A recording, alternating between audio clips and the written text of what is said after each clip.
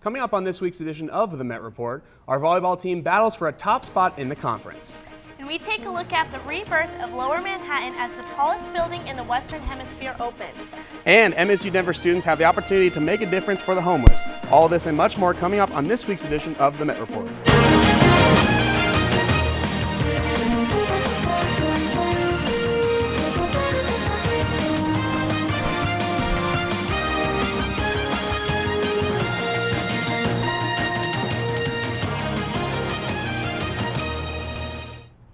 Welcome to this week's edition of the Met Report. I'm Mari Mickey. And I'm Anthony Rodriguez. The Wall Street Journal has honored two College of Business faculty members, marketing professor Darren Dubersmith and economic professor Eric Erickson.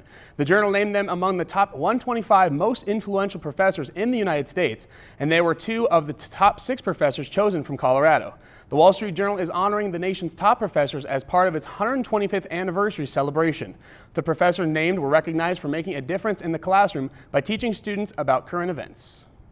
A brand new food vendor is here on the Auraria Campus, Qdoba Mexican Grill, a popular restaurant that specializes in burritos, tacos, quesadillas, and nachos is now open in the Student Common building, which belongs to MSU-Denver.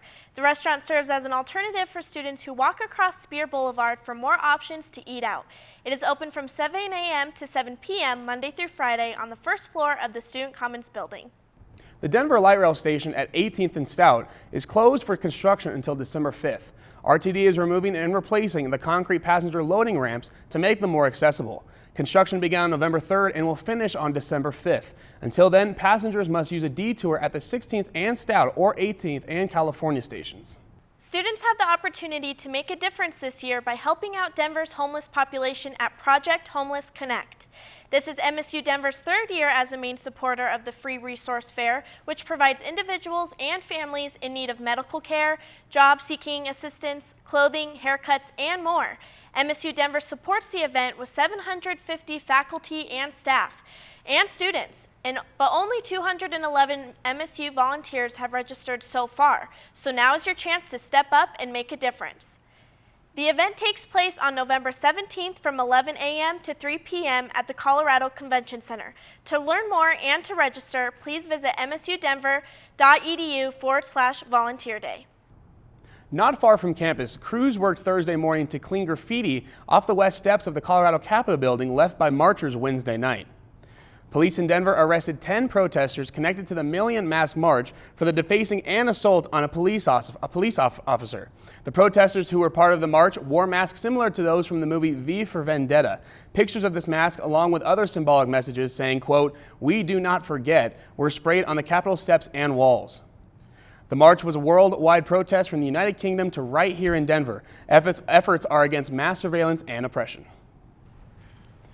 Well, being on campus every day, I have to say I am very excited about Qdoba coming in. We only have so many options in the food court, and I am a Qdoba fan, as I know you are too. It's the best one. Yeah, it's better than Chipotle. It's better than Legal Pete's, so it's good to get the best on campus. On MSU Denver campus, it's only get the best. You can't mess around with that queso. No way. I love the queso.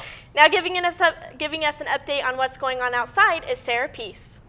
Thanks, Mari. So we do have some snow in the forecast, but more on that later. Taking a look at our current conditions, right now we're sitting at a nice 65 degrees under partly cloudy skies. The high today will be 67, the low of 34. So a nice Friday to kick off this weekend. Taking a look at our hour by hour, we have a nice steady trend downward in temperatures starting at about 3 p.m. When the sun goes down about 5 p.m., we got 57 degrees, 53 at 6 p.m. Now around this time of the year, we're used to seeing temperatures at about 58 degrees, but we're a little warmer today, but I'm not complaining. So in November, we see about 7.7 inches of snow.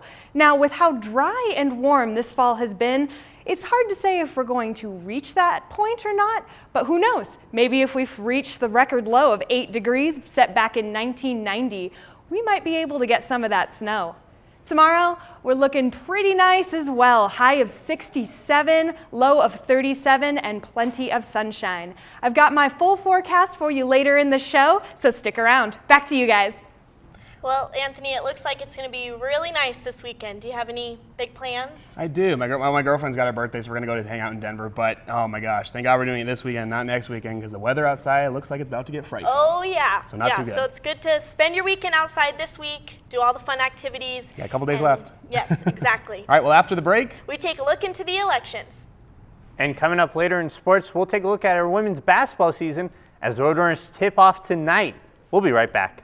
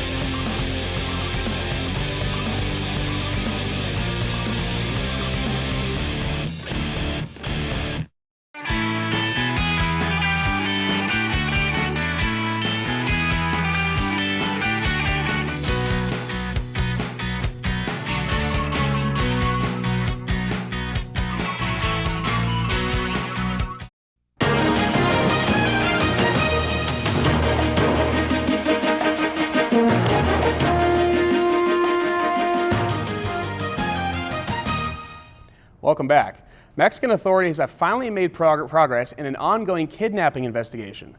On September 26, police attacked a group of male Mexican students on their way to protest school hiring practices.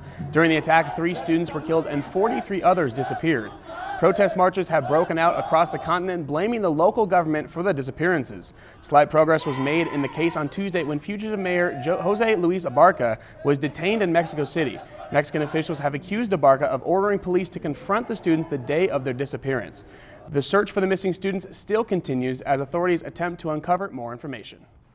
Brittany Maynard, the 29-year-old with terminal cancer that became the face of a controversial movement, took her own life on Saturday, November 1st. Maynard moved to Oregon to be able to take her own life with dignity by taking a fatal dose of barbiturates, and as for her now widowed husband, Maynard quoted, "I hope he moves on and becomes a father. There is no part of me that wants him to live out the rest of his life just missing his wife." The Denver Rescue Mission is looking to collect 15,000 turkeys to serve at their Thanksgiving banquet for the community in need. Donations of frozen turkeys weighing 12 pounds or more are requested, along with additional turkey dinner foods.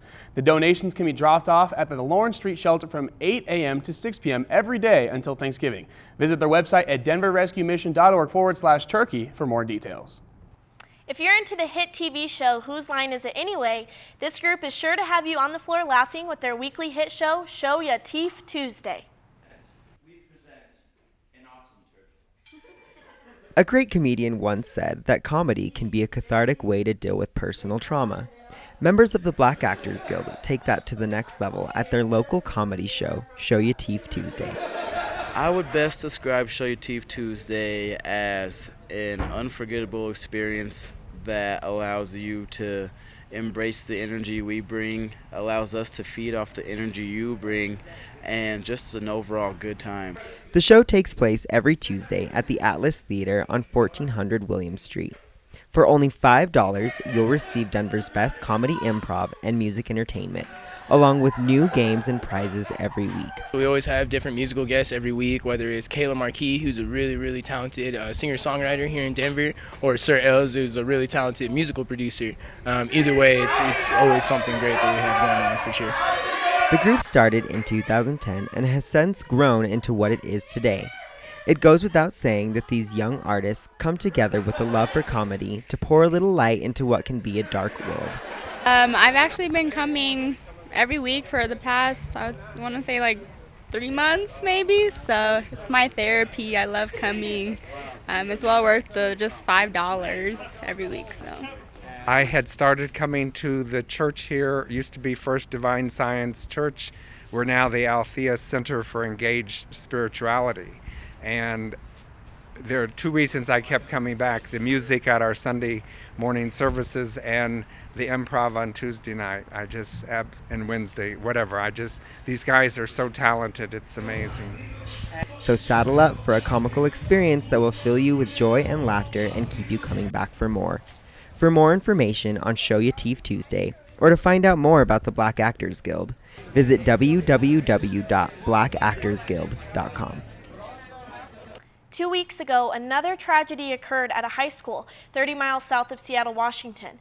Friday, October 24th, the Marysville-Pilchuck High School lost 6 students in a heartbreaking school shooting. The assailant, identified as freshman Jalen Freiberg, brought his father's handgun to school and during the lunch period opened fire to 5 of his friends, injuring and hospitalizing 4 of them and killing the 5th. As of Sunday, the death toll increased to 3 when Gia Serrano succumbed to her injuries. It's been reported that Freiberg's motive may have involved a falling out in a romantic relation between one of the girls he shot upon killing his best friends. Jalen then turned the gun on himself. The surviving victims remain in serious condition at Harborview Medical Center. 13 years after the tragedy on September 11th, the new One World Trade Center is now open to the public. It's considered to mark the rebirth of Lower Manhattan, standing at 1,776 feet. It is the tallest building in the country and the Western Hemisphere. It has 104 floors, with 3 of them dedicated to an observatory and the rest occupied by Condé Nast Magazine's empire, which includes Vogue, GQ, and Vanity Fair. The building oversees the island of Manhattan, part of New Jersey, and even some of Pennsylvania. The total price tag on the building is estimated to be $3.9 billion. It's so nice to see something positive come from that tragic event, so I'm very excited for them. Absolutely. I remember seeing Ground Zero a couple years after 9/11 happened, and it was obviously nothing there, but it's good to see a memorial go up in its place. It's good to see. Absolutely, absolutely. Well, now joining us for politics is Douglas Coulter. The election season is over, and the results took many by surprise. Starting off with the race for Congress in District 6 between the incumbent Republican Mike Kaufman, who was challenged by Democrat Andrew Romanoff. Conservatives raised concerns that a Republican victory would be difficult in an area recently redistricted. Those concerns were quickly diminished, however, after Mike Kaufman pulled off a win with 53% of the vote, while Andrew Romanoff received 40% of the vote. The night kept getting better for Republicans with the Senate race between Republican Cory Gardner and incumbent Democrat Mark Udall. The race, which was watched nationally, was close from the start. Mark Udall, who ran his campaign mostly on women's issues, was defeated by Congressman Cory Gardner early in the night, with Gardner receiving 52% of the vote compared to 43% of the vote going towards Udall. In his concession speech, Udall thanked his supporters, even adding a little humor. The Gardner victory helped Republicans to gain the majority in the U.S. Senate. On to the governor's race now between incumbent Democrat Governor John Hickenlooper and Republican challenger Bob Beaupre, who sought to become the first sitting Republican governor in the state since 2007. This was also a close race from the start and lasted into the day on Wednesday, when the race was called in Governor Hickenlooper's favor, who took the race 49% of the votes to 46% going towards Beaupre. On to the statewide ballot issues now, which were not close at all, where all but one were passed. Amendment 67, or the Personhood Amendment, was defeated for the 3rd year now, with 36% of the vote in favor and 64% against the amendment. Amendment 68, the amendment to allow gambling at racetracks in 3 Colorado counties, was struck down 29% to 71%. Proposition 104 was the only statewide ballot issue to be passed, which requires local school boards and their representatives to discuss collective bargaining agreements in open forums. Finally, Proposition 105, the Food Label Amendment, was struck down 66% to 34% of the vote. Well, we've all seen the political ads throughout the election season, but just how many have there been? And what is the impact of these in the state? A report from Wesley Media came out and found that in a 2-week time period from September 26th to October 9th, there was a total of 13,161 ads aired on Denver TV, bringing in an estimated $14.7 million to the state. That's all for politics. Back to you guys. Thanks, Douglas. Well, Mari, I think the one thing, obviously the political election aside, everything was obviously really close, but I think the one thing that everyone is looking forward to is The stopping of the political ads. Yes. Seems like one after another when you're watching TV, and then they creep up in the radio, and so it's nice to know that we'll kind of be getting a break here for at least a little bit. 2-year break, and then right back into the political elections with the presidential elections. Exactly, So, exactly. Well, now we will take a look at what's going on in the weather world with Sara Pease. Sara.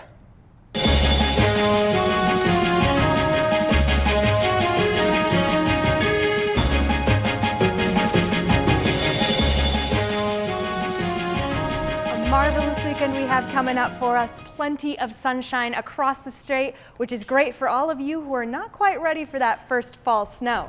Taking a look at Saturday's highs, we've got Denver over here at 67 degrees. That's going to be the highest. We got Gunnison over here at 57 degrees and Lamar at 64. Taking a look at Sunday, we've got pretty similar temperatures, very warm and dry for the fall. Denver at 71.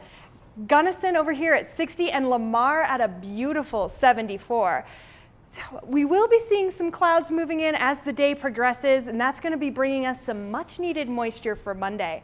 Taking a look at our national maps, we've got two large high pressure systems over here in the west, which is keeping us very warm and dry for this weekend. Over to the east, they're not quite as fortunate. We've got a nice, huge, cold front ranging from northern Michigan all the way down to Texas. That's bringing us some cool temperatures for our friends over here, as well as some snow to the north. Taking a look at Sunday, we've got the introduction of a low pressure system over here in Montana that's going to be making its way down and bringing with it that moisture I mentioned for Monday.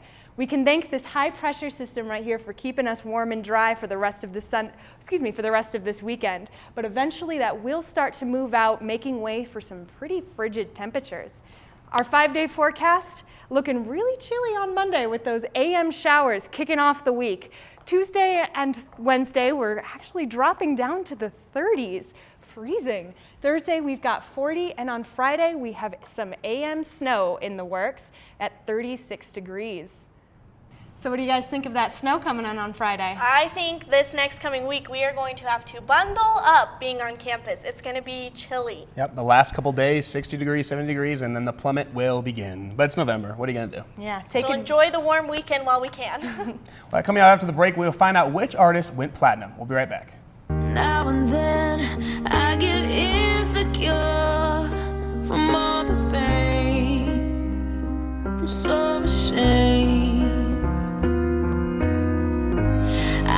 Beautiful, no matter what they say. Words can't bring me down. Where I bring Hollywood a mile high. Aligning the Hollywood stars over Denver. I'm here to bring you the latest juicy gossip from the mile high to the streets of Hollywood. Give your most handsome look to that camera. Where I'll be bringing you the latest gossip from Tinseltown all the way up to a mile high. I didn't get any injuries. I was okay. I was a little dancing, these, you know. Check us out every Friday live at 12:30 p.m. on The Met Report.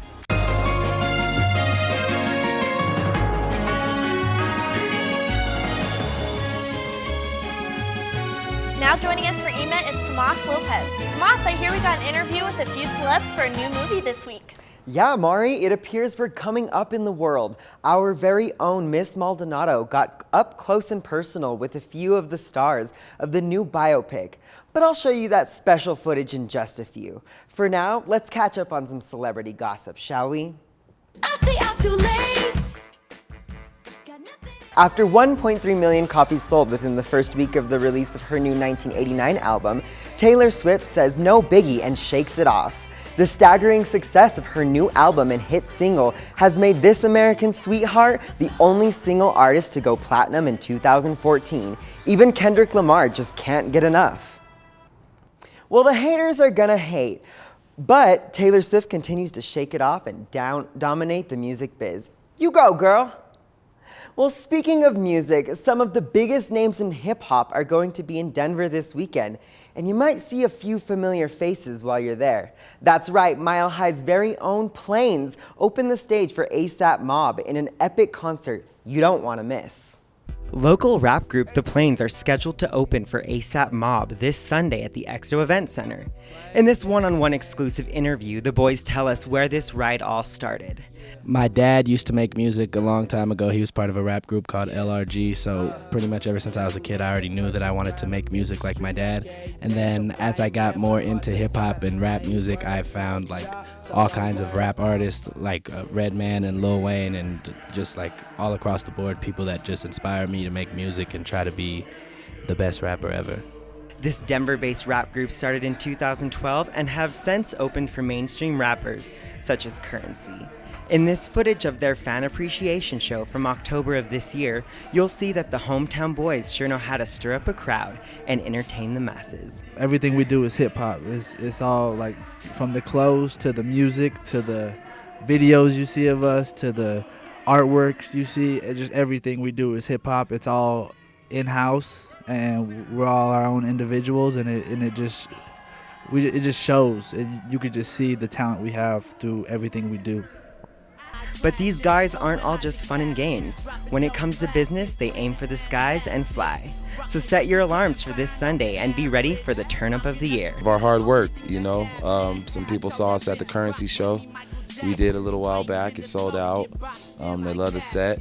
And then they looked us up online, and you know, you can look us up online at plains303.com. Everything's legit. They checked it out. They loved it, and then they wanted us to be a part of this ASAP Mob OG Mako show. So we obliged. Know that they're turned up and that their fans are really turned up, and we have a lot of turned up music, so I'm really excited to let them know what we have in store for all of them. For more information on this event or to find out more about the Plains, visit www.plains303.com. Be sure to check them out, guys, because it looks like Taylor Swift's gonna have a run for her money. But the one thing the Plains haven't done yet is star in a movie. The ALS Summer Challenge went from trend to Oscar-buzzing film in theaters. The Met Report flies to New York for the pre-releasing screening of The Theory of Everything and interviews the lead actress and actors that portray legendary physicist Stephen Hawking and his former wife, Jane Wilde. Starring Eddie Redmayne and Felicity Jones, this is the extraordinary story of one of the world's greatest living minds, the renowned astrophysicist Steve Hawking, who falls deeply in love with Jane Wilde. Once a healthy, active young man, Hawking received an earth-shattering diagnosis at the age of 21.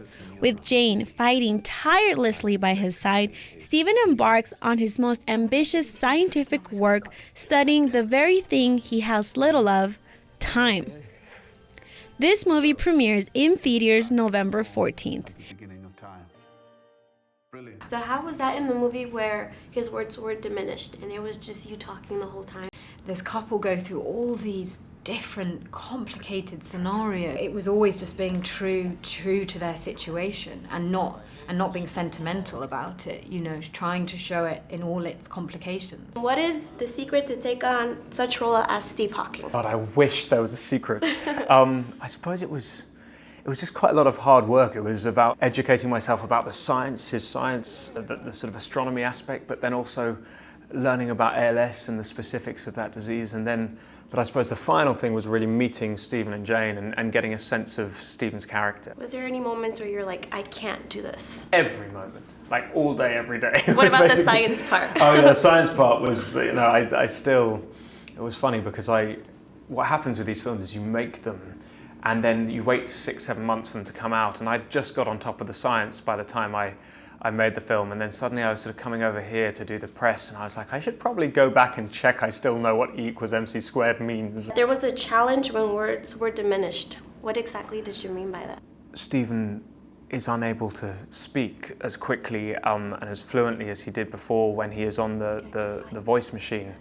You know, what words you choose to use, those specifics that you choose to articulate become even more important. And then what about the negotiation of power and silence? Power and silence, well, that was interesting for me because when you spend time with Stephen now, he uses this muscle here to type out sentences, and so there is a lot of silence, but the amazing power that comes through silence, and he emanates that sort of strength and confidence even though he can't say much, and I thought that was something that was interesting to take in.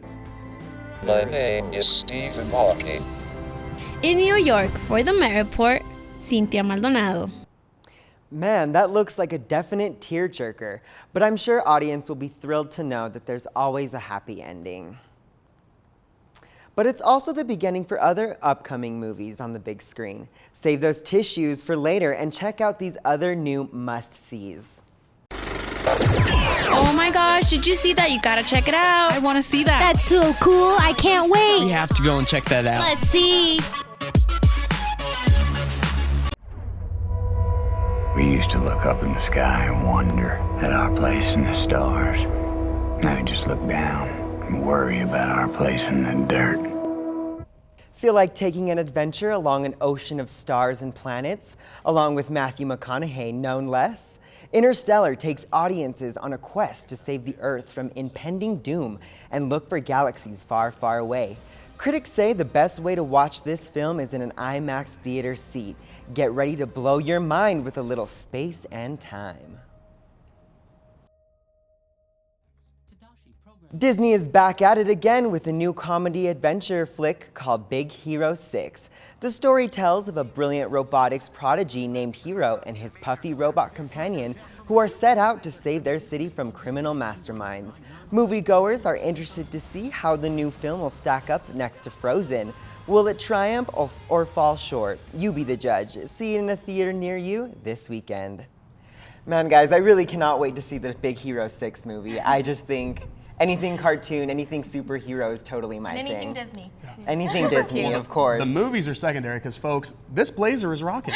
This is the best thing that we've had on the Met Report. We have our very own Bruno Mars on Seriously. set. Yeah, that's me, definitely. Super snazzy. But we'll see. I'll see Interstellar this weekend, and Big Hero 6 looks good too. Yeah, definitely, definitely. Hopefully it does as well as Frozen. Yeah, we'll see. Those are some big shoes to fill. Definitely. Well, don't go anywhere, guys, because sports is next.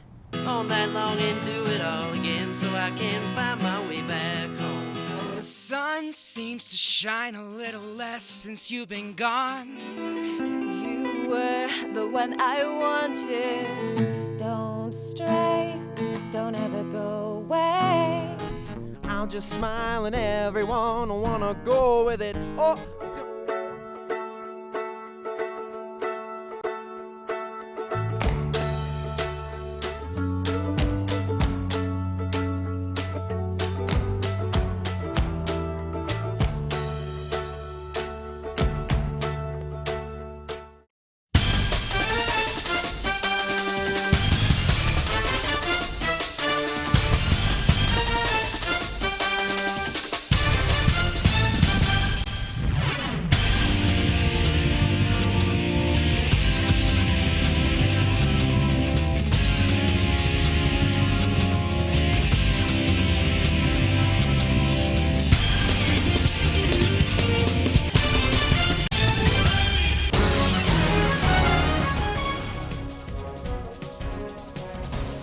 Giving us the latest in Metro sports is Davy Burke.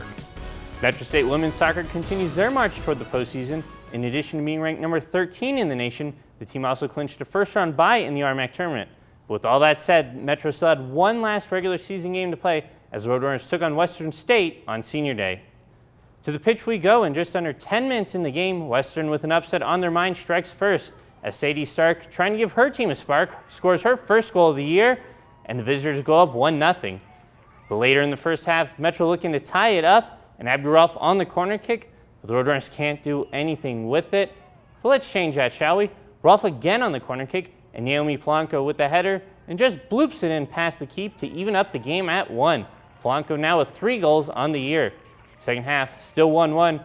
Carissa Price, the newly named RMAC Play of the Year, almost puts the Roadrunners up, but clanks it off the post, and this game would go to overtime. Remember how I said it was Senior Day for Metro? Well, Tess Hagenlock, off the assist from Abby Rolfe, catches the keep off guard, and the senior puts it in to give Metro the 2-1 victory. She gets mobbed by her team, and the Roadrunners finish the year undefeated in conference play. Here's Hagenlock on her game winner. Well, Carly put a great ball into Abby on the left flank, and I was screaming near post. I don't think she heard me, but Abby put it right on the near post, and I just kind of toe poked it diving toe poke in, so it was a rush. Next for the squad is the semifinals of the RMAC tournament. Game time is 4:30 today in Golden, and the squad takes on Regis. While the ladies end their regular season on a winning note, Metro men's soccer has had a rocky road as of late. After being ranked 8th in the nation early in the season, the team would lose 8 of their last 12 games. It was time for the team to put that behind them and focus on the postseason as they took on number 25 Regis in the first round of the RMAC tournament. This match is a rematch of last week's game where Regis won 1-0, but this day was not Metro's, as Regis took a 2-0 lead on goals by Zach Huff and Arnthor Christensen. The only bright spot for the Roadrunners was a Ranger mistake as they allowed an own goal, and now it's 2-1. But Regis' Martin Mabin with the final nail in the coffin, and Metro falls 3-1, and the loss ends the Roadrunner season. Here's Coach Ken Parsons on his team's game. I think bottom line is that they were better in the boxes. I think they were better with the ball in front of our box, and I thought that we were not very good inside of our box or their box. So I think that was a difference. Even though the season ends in disappointment for the squad, Danny Rubla, Josh Belfridge, and Dustin Berg were all named to the All-RMAC first team. Now to volleyball, where the number 20 ranked Metro State Roadrunners still have some unfinished business in the regular season, and especially with number 5 Colorado School of Mines, who's the only team to beat the Roadrunners in conference play this year, when Mines beat them in Golden on October 2nd. But this week it was time for the Orediggers to come to Denver. And not only is this match a top 25 clash, but playoff seeding is also at stake. The first set, well, Mines absolutely dominated Metro and quickly went up 2-0. But in the third set, Metro came out strong. Lauren Chiano with one of her team-high 9 kills, and Julia Dorsey sends a laser into the floor, and we're tied up at 24. But the Roadrunner momentum did not last. The Orediggers would rattle off the next 2 points and win on this service ace. Mines wins the third set 26-24 to sweep Metro both on the night and in the season. We were preparing for this game for a while, and I don't think we showed up in the beginning. We showed up at the end, but that wasn't enough. We talked about it in the locker room, and Mines has been, really preparing and working harder, and they've been progressing, and we just got to get after it. This isn't the end for us. Metro State still has their regular season finale tomorrow night at 5 p.m. in Lakewood versus Colorado Christian. Well, folks, believe it or not, but Metro State women's basketball tips their season off tonight at home. And this year's squad is full of youth. I got a chance to catch up with head coach Tanya Have and her team as they prepare for the upcoming season. The women's basketball team battled through an injury-plagued season where they still reached 12 conference wins and earned a spot in the RMAC tournament. But the 2014-2015 Roadrunners won't look anything like last year's team, with 10 new faces donning the red and blue. It's been really great, and it's a huge transition. It's been challenging because I have to find myself having to slow down and realizing that there is nobody with more than 1 year experience in the program. We've got to start off just like fresh, with a new team. We've all been bonding, and it's just coming in together. With the new breed running up and down the floor, it will take some time to teach those new players how to play Roadrunner basketball.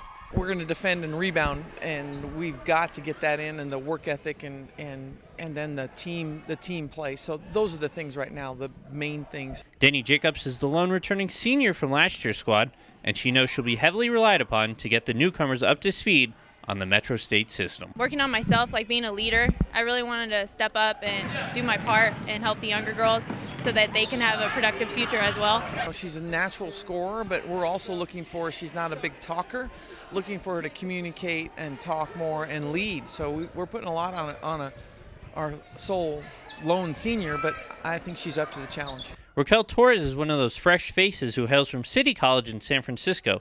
While the junior is still adjusting to the Roadrunner way, it'll be her leadership that will help the team start racking up wins. It's very important that I bring the college experience that I've had here to Metro. A lot of the things aren't brand new. I've heard it before, so it's easier for me to help out the younger girls. While rebuilding is a word that no coach likes to use, Coach Javi and her squad feels that the learning curve will be quick and the team will transform into a conference contender by season's end. I would just like to see what the potential where this team can go when the light bulb goes off. I'm Davy Burke, Met Report Sports. Tonight's game is against Baker's University and it starts at 7.